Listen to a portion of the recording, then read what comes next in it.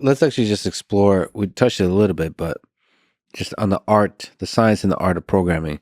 For you personally, how much of your programming is done with GPT currently? None. None. I don't use it at all. Because you prioritize simplicity so much. Yeah, I find that a lot of it is noise. I do use VS Code, and I do like some amount of autocomplete.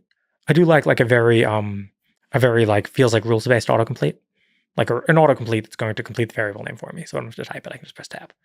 Right, that's nice. But I don't want an autocomplete. You know what I hate? When autocompletes, when I type the word for and it like puts like two parentheses and two semicolons and two braces, I'm like, oh man. Well, I mean, with VS Code and GPT with Codex, you can kind of brainstorm.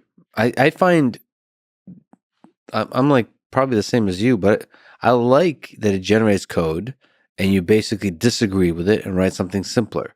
But to me, that somehow is like inspiring. It makes me feel good. It also gamifies the simplification process because I'm like, oh yeah, you dumb AI system. You think this is the way to do it. I have a simpler thing here. It just constantly reminds me of like bad stuff. I mean, I tried the same thing with rap, right? I tried the same thing with rap, and actually I think I'm a much better programmer than rapper. But like I even tried, I was like, okay, can we get some inspiration from these things for some rap lyrics? And I just found that it would go back to the most like cringy tropes and dumb rhyme schemes. And I'm like, yeah, this is what the code looks like too. I think you and I probably have different threshold for cringe code. You probably hate cringe code. So it's for you, I mean, boilerplate as a part of code. Like some of it, yeah, and some of it is just like faster lookup. Because I don't know about you, but I don't remember everything. Like I'm offloading so much of my memory about like, different functions, library functions, and all that kind of stuff. Like the GPT just is very fast at standard stuff, at like standard library stuff, basic stuff that everybody uses. Yeah, I think that, I don't know. I mean, there's just so little of this in Python. Okay. Maybe if I was coding more in other languages, I would consider it more. But I feel like Python already does such a good job of removing any boilerplate. That's true. It's the closest thing you can get to pseudocode, right? Yeah, that's true. That's true. And like, yeah, sure. If I like, yeah, great, GPT, thanks for reminding me to free my variables. Unfortunately, you didn't really recognize the scope correctly and you can't free that one. But like, you put the freeze there and like, I get it. Fiverr.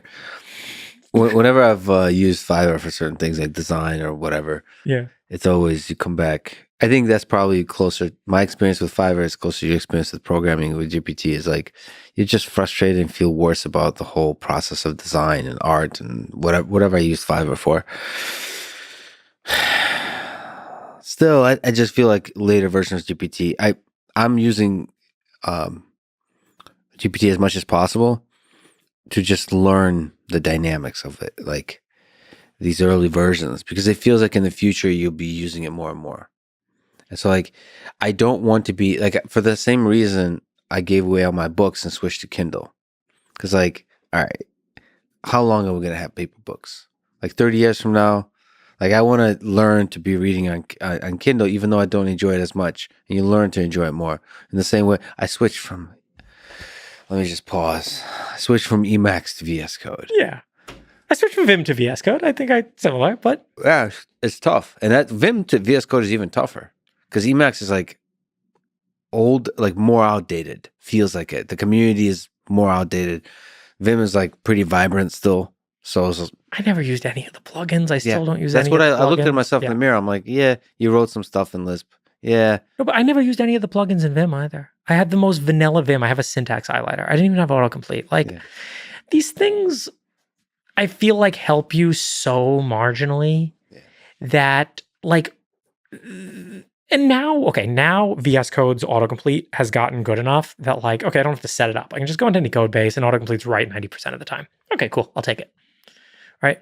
So I don't think I'm going to have a problem at all adapting to the tools once they're good.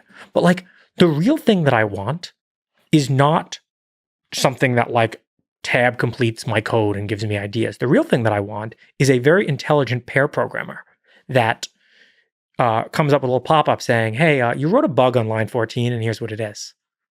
Yeah. Now I like that. You know what does a good job of this? MyPy. I love MyPy. MyPy, this fancy type checker for Python. Yeah. And actually I tried, like Microsoft released one too, and it was like 60% false positives. MyPy is like 5% false positives. 95% of the time it recognizes, I didn't really think about that typing interaction correctly. Thank you, MyPy. So you like type hinting, you like pushing the language towards being a typed language. Oh yeah, absolutely. I think optional typing is great. I mean, look, I think that like it's like a meet in the middle, right? Like Python has these optional type hinting, and like C++ has auto.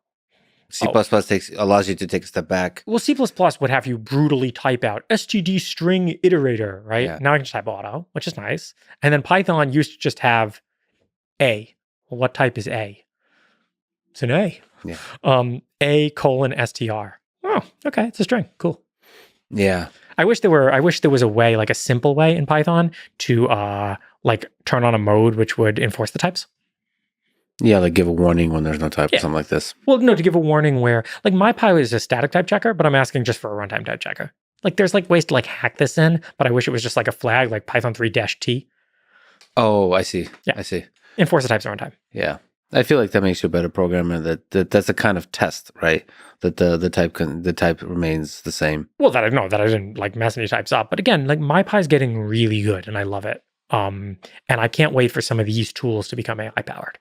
Or like I want AIs reading my code and giving me feedback. I don't want AIs writing half-assed autocomplete stuff for me.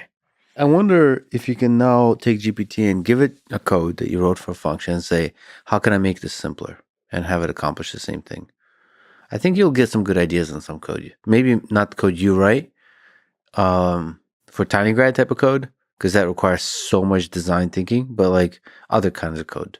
I don't know. I downloaded the plugin maybe like 2 months ago. I tried it again and found the same. Look, I don't doubt that these models are going to first become useful to me, then be as good as me, and then surpass me. But from what I've seen today, it's like someone, you know, occasionally taking over my keyboard that I hired from Fiverr. Yeah. I'd rather not. Ideas about how to debug the code, or basically a better debugger is really interesting. I mean, but it's not a better debugger. Like, yes, I would love a better debugger. Yeah, it's not yet. Yeah, but it feels like it's not too far. Yeah, one of my coworkers says he uses them for print statements. Like every time he has to like, just like when he needs, the only thing it can really write is like, okay, I just want to write the thing to like print the state out right now.